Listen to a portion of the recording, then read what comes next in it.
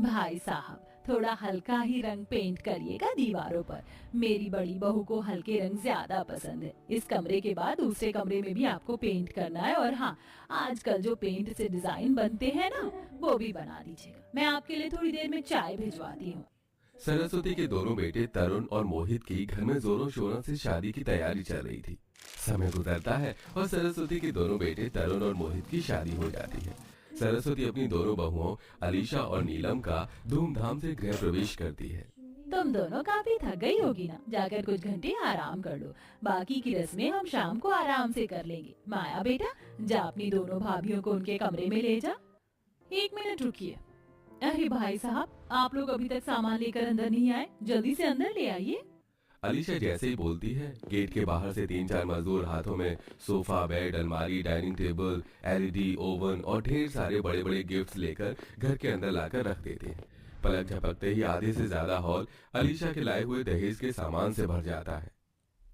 अरे अलीशा बहू, ये सब क्या है? हमने तो तुम्हारे माता पिता से बिल्कुल भी दहेज नहीं मांगा था, तो उन्हें ये सब देने की क्या जरूरत थी, वो भी इतना सारा? मेरे पापा के पास पैसों की बिल्कुल भी कमी नहीं है, इसलिए दहेज में उन्होंने हर चीज मुझे एक से बढ़कर एक दी है। अब मैं एक बिजनेसमैन की बेटी हूँ, ना कि फैक्ट्री में काम करने वाले एक मजदूर की, जो शादी में भी दहेज के नाम पर बस कपड़े के 2 सूटकेस उठा कर लिया हूँ। अलीशा बहू, अगर नीलम बहू एक गरीब घर से है और वो दहेज लेकर नहीं आई, तो इसमें कोई बड़ी बात नहीं है। वो तुम्हारी जेठानी है और तुम उसे इस तरह ताने नहीं दे सकती। तुम इतना सारा दहेज उठाकर ले आई हो, हम इसे रखेंगे कहाँ? तुम्हारा और मोहित का कमरा भी इतना बड़ा नहीं है कि सारा सामान आ जाए। माँ बिल्कुल ठीक कह रही है। हमारी कमरे में तो ये सारा सामान आने से रहा।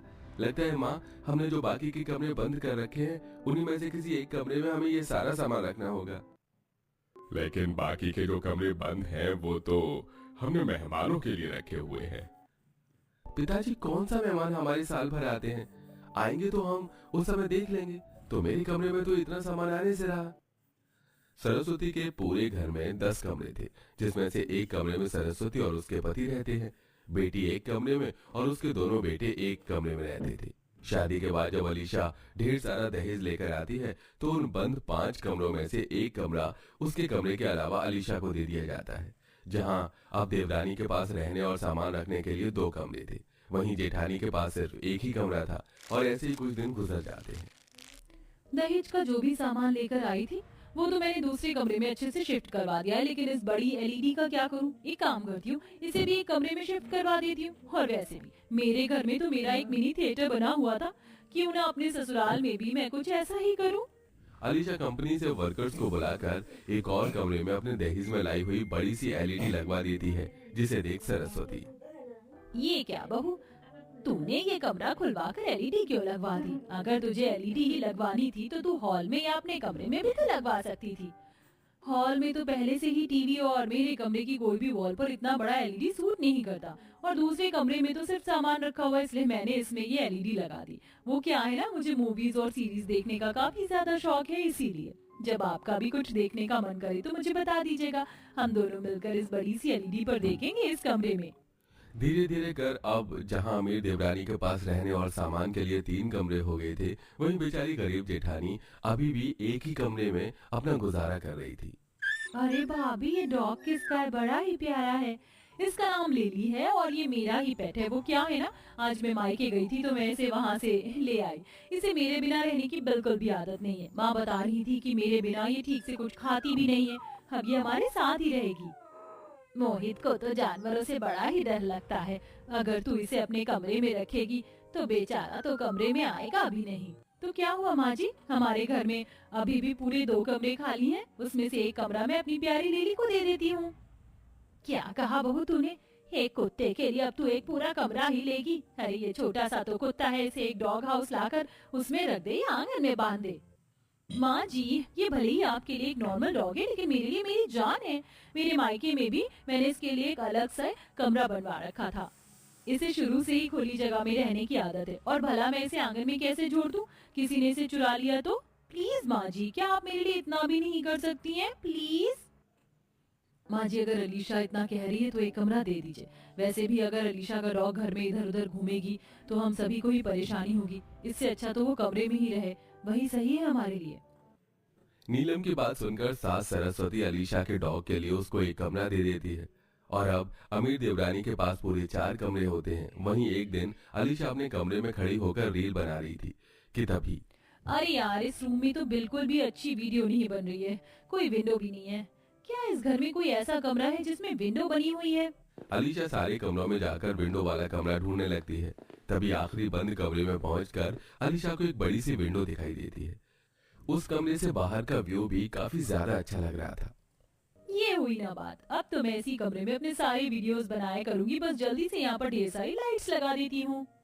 देखते ही देखते अलीशा उस आखिरी कमरे पर कब्जा कर उसमें रिंग लाइट्स के साथ ढेर सारी अपनी वीडियोस बनाने का सामान वगैरह लगा देती है और अब उसमें रील बनाने लगती है।